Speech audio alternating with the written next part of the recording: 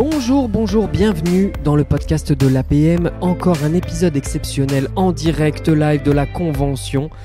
Jour 2, on a fait toutes les plénières, donc plénière d'ouverture, plénière de clôture.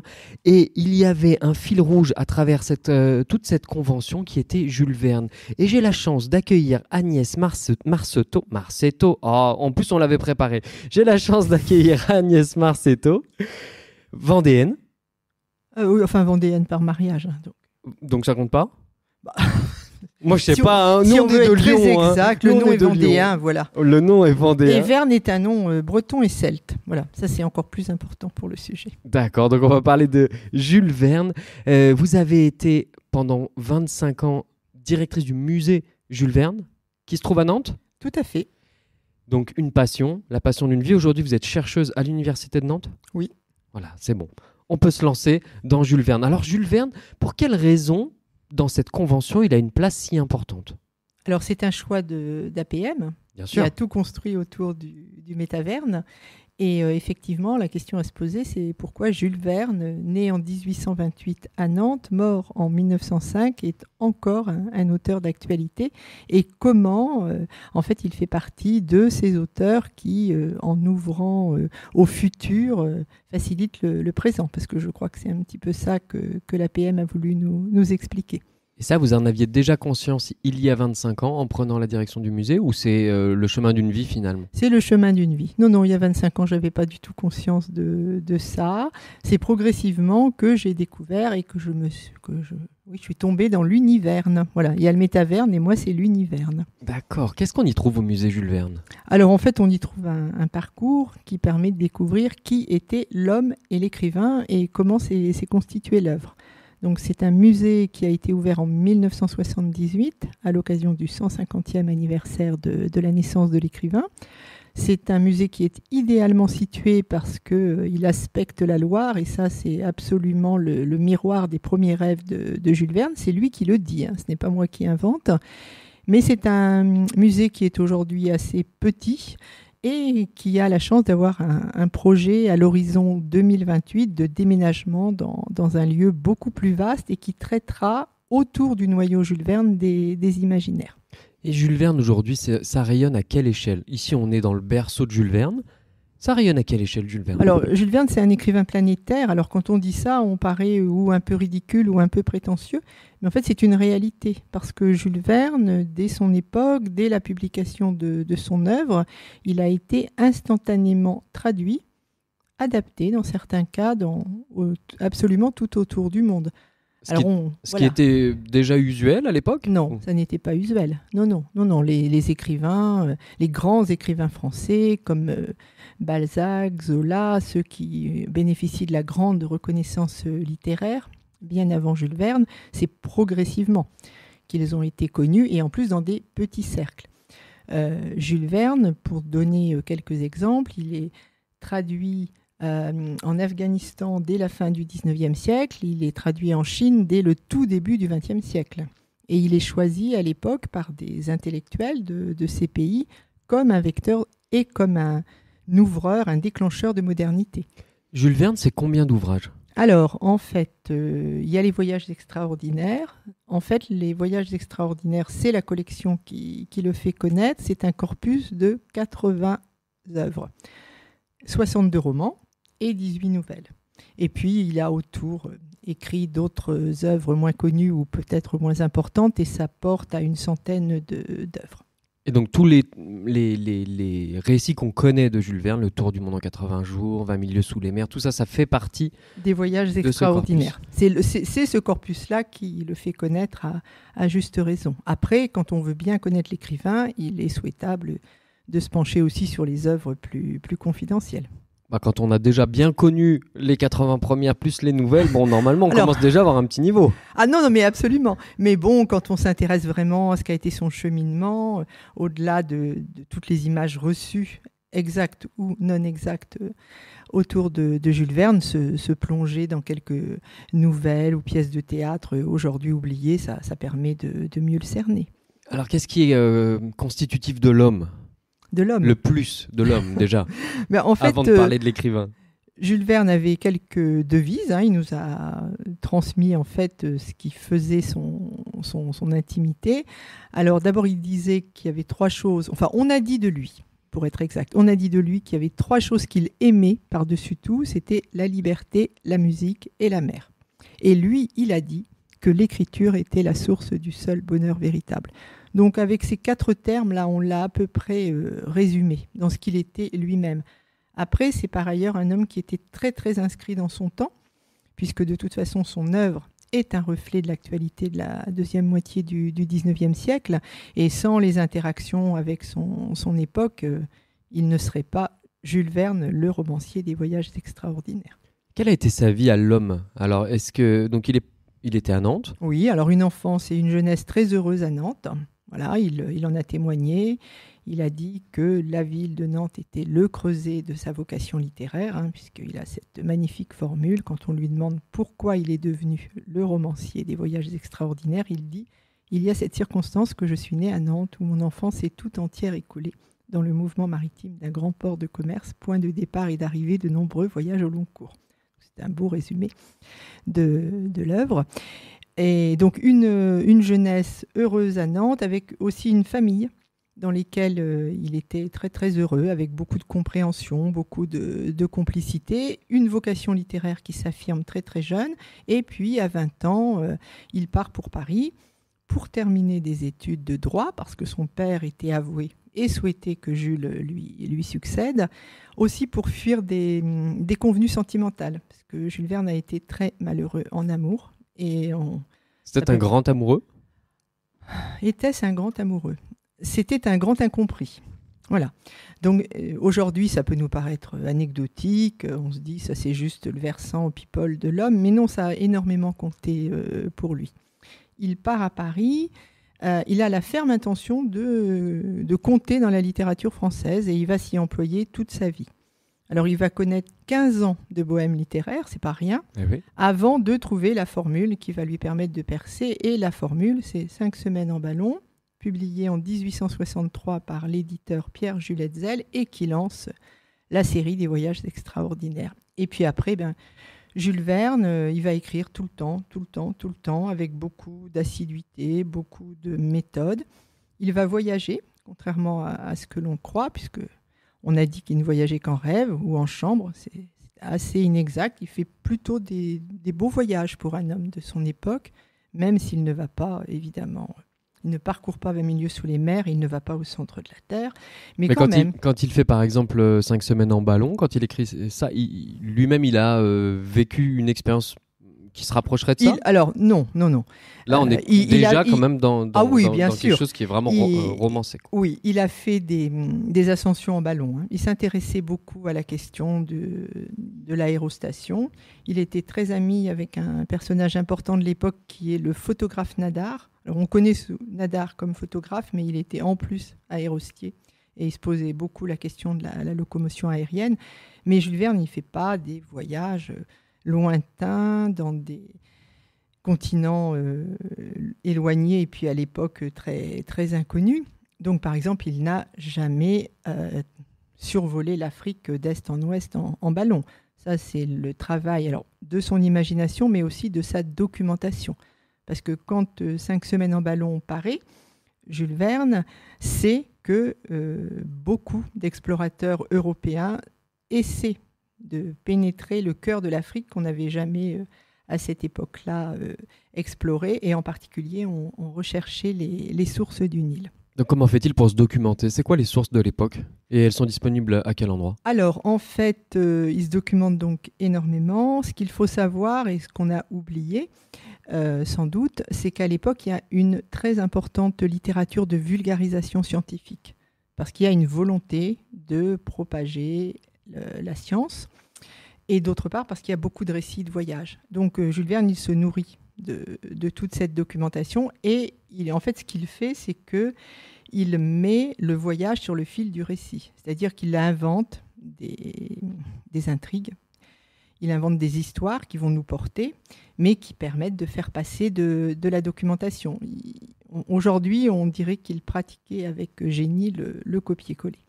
Il y a donc énormément, effectivement, la science est extrêmement présente dans son récit.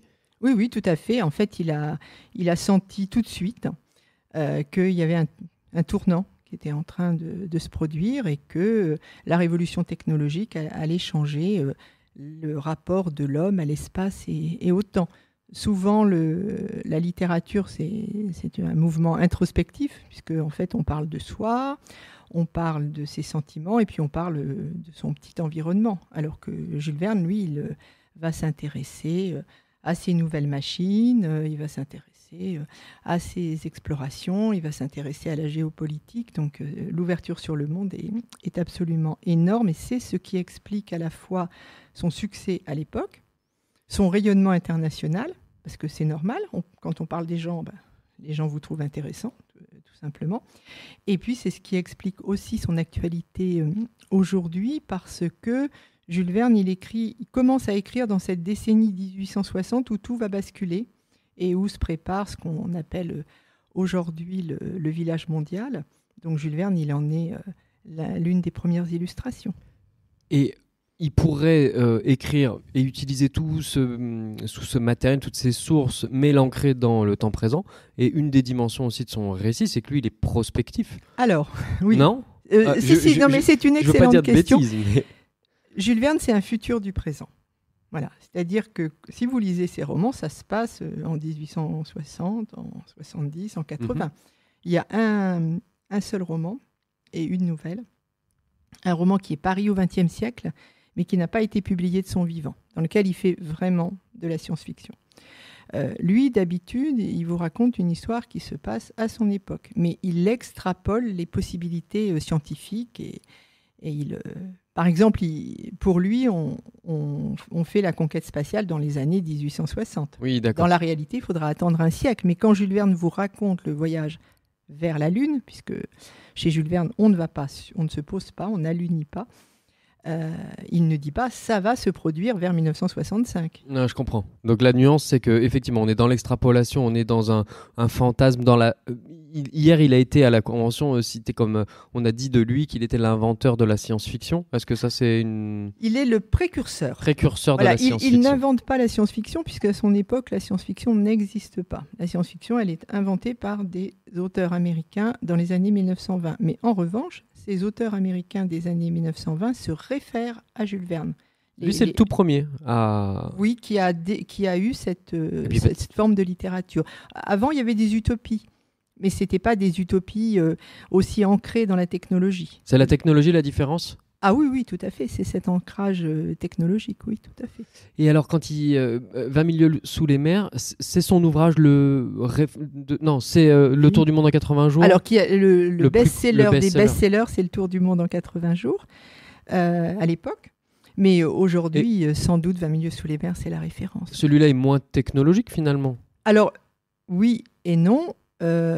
Il n'utilise que des moyens de transport qui nous paraissent... Qui existent à l'époque ou pas ? Oui, ils existent. Oui. Mais il est révolutionnaire, le Tour du monde, puisque en fait, ce que Jules Verne écrit en 1872, c'est que le rapport à l'espace a complètement changé parce que les moyens de transport, mais aussi les infrastructures, changent complètement les choses. Pourquoi est-ce que l'on passe... d'un tour du monde qui demandait énormément de temps et en particulier qui supposait de contourner l'Afrique à ce voyage de 80 jours, c'est parce qu'on a réalisé en une décennie le tunnel du Mont-Cenis, donc on peut franchir les Alpes. Ensuite, c'est sans doute la chose la plus spectaculaire, le canal de Suez. Pas de canal de Suez, pas de percement du canal de Suez et pas de tour du monde en 80 jours. Et puis, c'est l'époque où on installe les grands chemins de fer transcontinentaux. Alors, il y en a un en Inde, inachevé dans le tour du monde en 80 jours. C'est un des rebondissements du roman. Et puis, il y a le grand chemin de fer transcontinental aux États-Unis. Quelle est la posture, selon vous, qui vous êtes intéressé de très très près, quelle est la posture dans laquelle il faut pouvoir se trouver pour être autant ancré dans son époque et mettre autant en perspective les changements, vous avez dit, sur une décennie. Comment c'est possible d'être autant ancré dans l'époque et autant d'avoir la vision de quoi faire avec ces informations, de les mettre bout à bout et pour ressortir une œuvre qui 200 ans plus tard reste encore une œuvre ultime?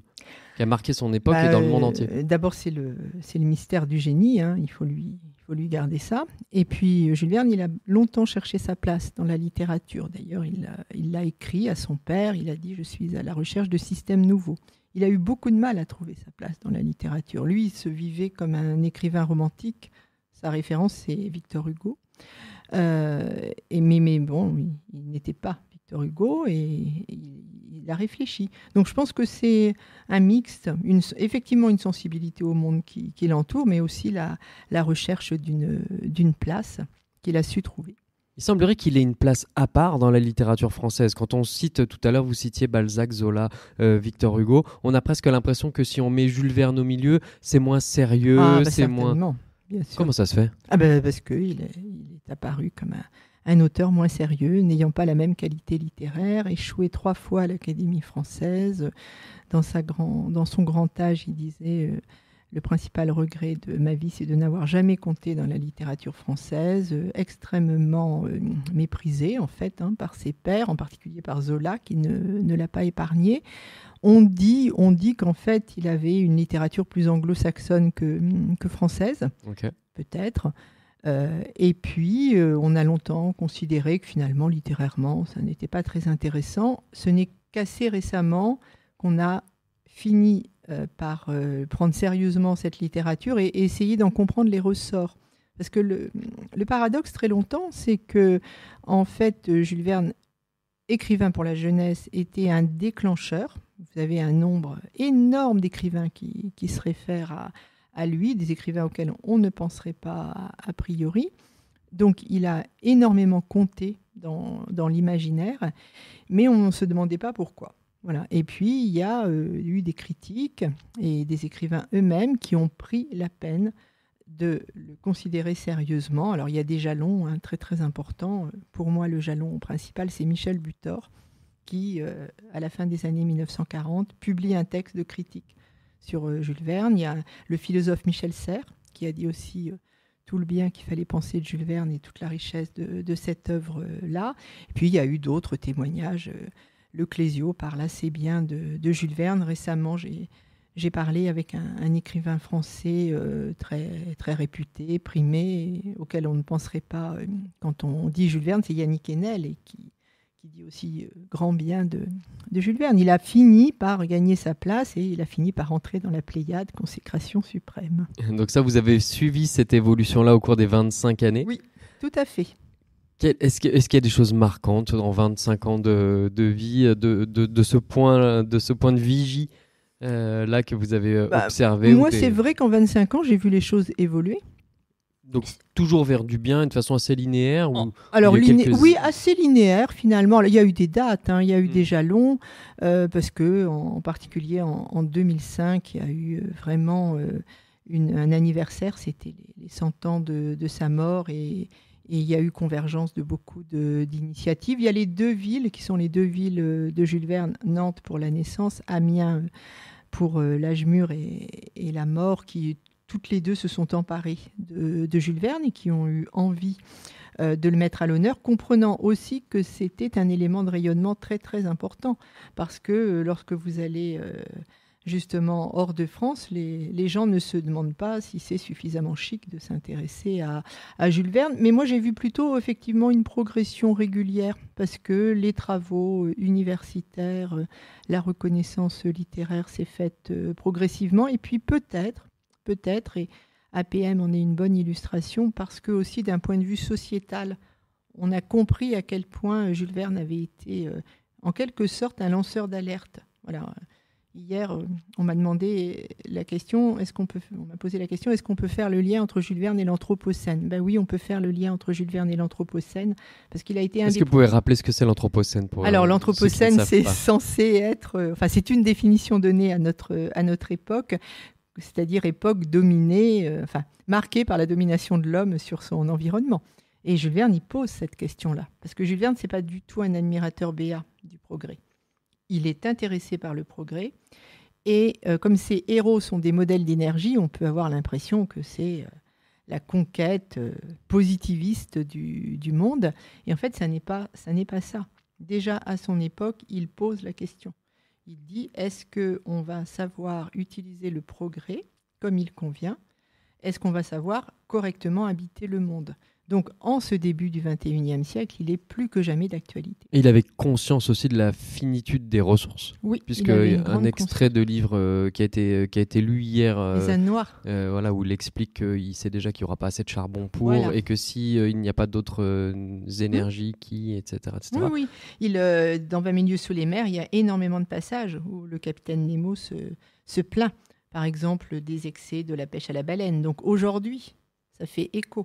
Et puis, si vous lisez vraiment De la Terre à la Lune et Autour de la Lune, vous voyez que Jules Verne ne voit pas que le côté positif de la conquête spatiale.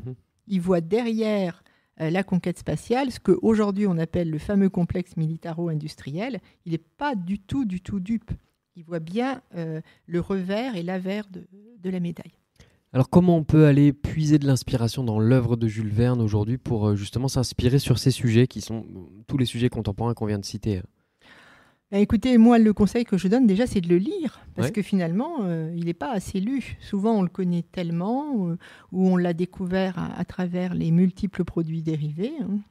On lit des versions courtes, des choses pour les enfants. Pour moi, je sais que j'ai lu à mes enfants la version très courte du Tour du monde en 80 jours. Ce qui est une bonne idée, parce qu'aujourd'hui, alors surtout si les enfants sont petits, la langue de Jules Verne n'est pas immédiatement accessible. Oui. C'est une langue assez savante et construite du 19e siècle. Donc, ça demande un peu de... Voilà, il faut amener les enfants. Voilà. Mais quand on est adulte, et c'est ça qui est intéressant, c'est que Jules Verne, réputé écrivain pour la jeunesse, aujourd'hui, c'est un écrivain pour les adultes.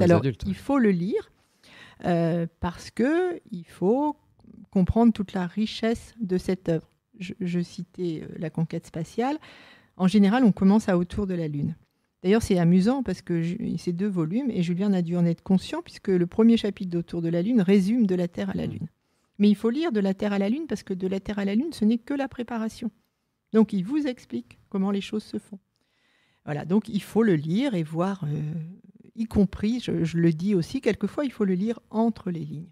Parce que comme, oui, il écrivait pour la jeunesse, dans une collection pour la jeunesse, il était très corseté. Parce qu'aujourd'hui encore, on fait attention, la littérature de jeunesse, c'est normal. On se demande ce qu'on peut écrire pour les enfants. Alors, au 19e siècle, n'en parlons pas. Mais sauf que Jules Verne, il savait ruser. Donc, il fallait quand même passer son message. Et c'est vrai qu'on le comprend mieux adulte qu'enfant. Mais enfant, c'est intéressant. Parce que les scénarios de Jules Verne sont excellents, et puis ce sont des romans de formation. Donc, il y a des tas d'aventures où Jules Verne aide à se construire. Voilà. À la limite, on peut dire Jules Verne pour la vie.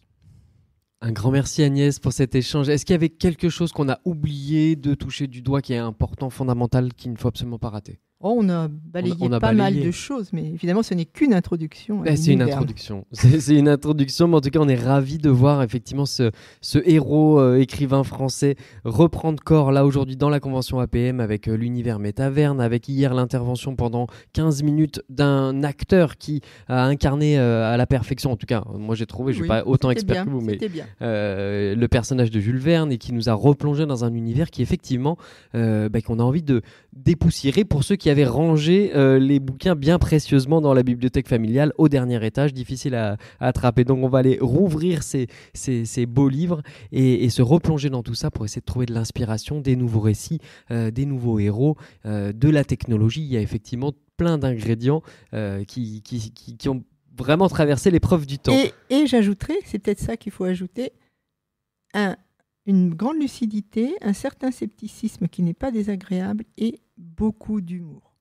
On rigole beaucoup avec Jules Verne. En plus, ça va être idéal pour se questionner. Un grand merci Agnès, à très bientôt. Merci à vous.